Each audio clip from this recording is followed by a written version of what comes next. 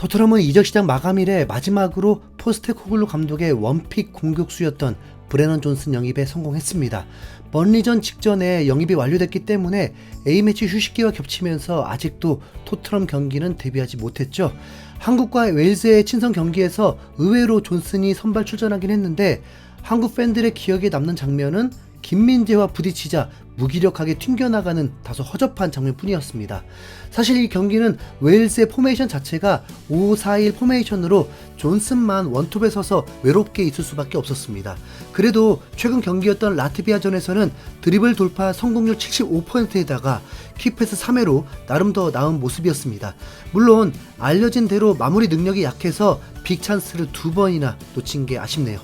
하지만 토트넘에서 뛴다고 했을 때는 전혀 걱정하지 않아도 되는 부분입니다. 왜냐하면 존슨은 중앙이 아닌 우측에서 손흥민을 향해 패스를 해주면 되니까요. 굳이 자신이 잘 못하는 슈팅 마무리를 억지로 하지 않아도 된다는 뜻입니다. 이렇게만 말하면 그냥 토트넘에 유리하게 억지로 끼워 맞춘다는 분들도 있을 텐데 영국 매체인 스카이 스포츠에서 객관적으로 존슨의 능력을 분석하면서 토트넘에 매우 잘 맞는 선수라고 말했습니다. 개인 의견이 아닌 스포츠 전문 매체의 정확한 분석이라는 점 미리 말씀드립니다. 스카이 스포츠는 존슨이 지난 2021년 잉글랜드 3부 리그 팀인 링컨시티에서 임대됐을 때의 활약에 주목했습니다.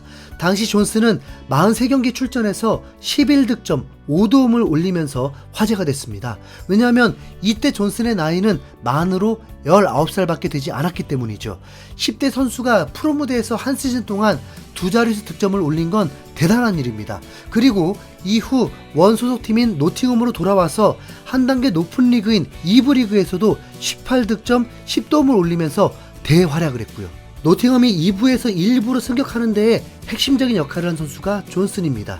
이때도 아직 20살밖에 안 됐습니다. 존슨이 링컨시티로 임대됐을 때 감독이었던 마이클 애플톤은 스카이 스포츠와 인터뷰에서 존슨의 재능을 극찬하는 발언을 했는데요. 존슨은 뒷공간 침투로 엄청난 파괴력을 발휘한다. 50야드의 공간이 주어졌을 때 그를 1대1로 막을 수 있는 선수는 없다라면서 뒷공간을 제대로 공략할 수 있는 스피드가 존슨의 가장 큰 무기라고 밝혔습니다. 존슨은 지난 시즌 노팅엄에서도 주전으로 프리미어리그의 경험을 제대로 했는데 리그컵까지 포함해서 또 10득점을 올리면서 1부 리그에서도 통한다는 걸 증명했습니다. 지난 시즌 존슨의 히트맵을 보면 오른쪽 터치라인에 거의 딱 달라붙어서 넓게 플레이하는 스타일인 걸 알 수 있죠. 스카이 스포츠는 이런 존슨의 성향이 토트넘에게 큰 이득이 될 거라고 했습니다. 기존에 있던 클루제스키나 솔로몬과 달리 바깥쪽으로 넓게 벌리는 존슨의 플레이가 엔즈볼과 잘 맞아떨어지기 때문입니다. 존슨은 자신의 위치를 넓게 유지하면서 바깥쪽에서 수비수를 제치려는 경향이 있다. 인버티드 풀백을 좋아하는 엔즈 감독에게 이것은 매우 중요하다라면서 현재 토트넘이 보여주고 있는 전술에 존슨의 플레이가 더 적합할 거라고 봤습니다. 이 부분을 조금 더 자세히 설명해 보자면 엔즈볼을 보면 우도기와 포로가 공격을 할 때 가운데 쪽으로 들어와서 높이까지 올라가는데요. 이때 존슨이 사이드로 넓게 벌려주면 포로가 움직일 공간이 많아지겠죠. 그렇기 때문에 존슨이 토트넘의 전술과 잘 어울린다는 분석을 내놓은 겁니다. 그리고 존슨은 드리블 실력이 뛰어나서 지난 시즌 기준으로 프리미어리그 전체에서 평균적으로 볼을 몰고 간 거리가 2위입니다. 1위가 메뉴엘 레시포드였고 2위가 존슨으로 경기당 평균 22.18m를 드리블하면서 볼을 운반하는 역할을 맡았습니다. 노팅엄의 지난 시즌 순위는 16위인데 거의 강등권이 팀의 선수였던 존슨이 3위였던 메뉴엘 레시포드 다음 순위라는 건 그만큼 대단한 능력을 가졌다는 뜻이죠. 실제 노팅엄이 역습을 시도할 수 있던 게 다 존슨의 스피드와 드리블 덕분이었습니다. 앞서 등장했던 애플톤 감독은 이에 대해서 다른 선수들과의 영리한 콤비 플레이 없이도 혼자서 역습 때 40에서 50야드를 전진할 수 있는 선수를 보유한 것은 큰 도움이 된다라면서 존슨이 바로 그런 선수라고 했는데요. 결과적으로 골을 넣지 못할 때가 많더라도 존슨은 끊임없이 달릴 수 있는 선수라면서 그의 성실한 태도까지 칭찬했습니다. 마치 손흥민을 연상하게 하는데 손흥민 역시 콘테 시절에는 골을 넣지 못해도 몇 번이나 전력 질주를 하는 모습이었죠. 이런 부분에서는 존슨과 손흥민이 비슷한 구석이 분명 있는 듯합니다. 다시 존슨 얘기로 돌아와서 애플톤 감독이 왜 성과가 없어도 기꺼이 계속 뛴다는 이런 평가를 했는지 알아볼 필요가 있습니다. 존슨에 대한 굉장히 재밌는 통계가 있는데 스카이 스포츠가 공개한 자료에 따르면 지난 시즌 돌파 후에 가장 외로웠던 선수가 다름 아닌 존슨이었다는 자료입니다. 더 정확히 말하자면 존슨은 돌파 이후 옵션이 가장 적었던 선수입니다.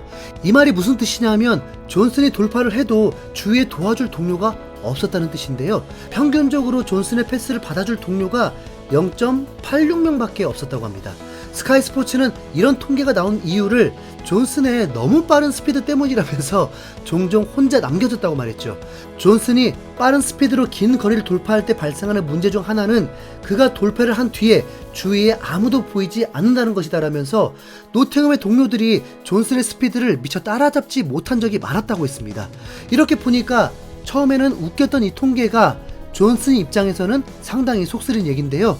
자기가 빠르게 돌파를 해도 결국에는 패스할 곳이 없어서 공격이 무산된다는 건 공격수 입장에서 매우 힘이 빠지잖아요. 하지만 토트넘에서는 그럴 일이 없습니다. 그 이유는 뭐 다 아시죠? 손흥민이 있잖아요. 네. 손흥민이라면 존슨의 뒤지지 않는 속도로, 아니 어쩌면 더 빠르게 후방에 침투해서 존슨의 패스를 기다리고 있을 겁니다. 그렇다면 존슨이 더 이상 외롭지 않게 마음껏 공을 몰고 달릴 수 있겠죠. 이미 포스테코글루 감독이 직접 인터뷰에서 존슨이 가지고 있는 기술적인 능력과 신체적인 능력은 토트넘에 아주 잘 어울릴 것이다 라면서 왜 존슨을 원했는지 밝힌 적이 있는데요. 스카이 스포츠의 분석을 보다 보니까 정말 그렇다는 생각이 절로 들었습니다. 아니 그걸 넘어서 하루빨리 손흥민과 존슨이 나란히 뛰는 모습을 보고 싶어지는데요.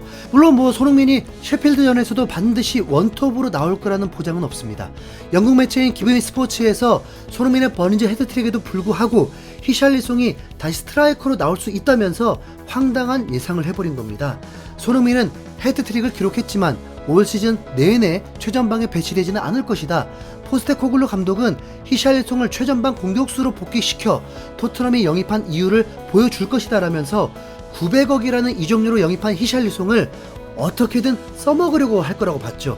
물론 뭐 이것도 일리가 있는 말입니다. 냉정하게 실력으로만 놓고 보면 무조건 손흥민이 원톱으로 나오는 게 정답이지만 구단의 경제적인 여건이나 혹은 우리가 모르는 내부 사정 같은 것들도 분명 있으니까요.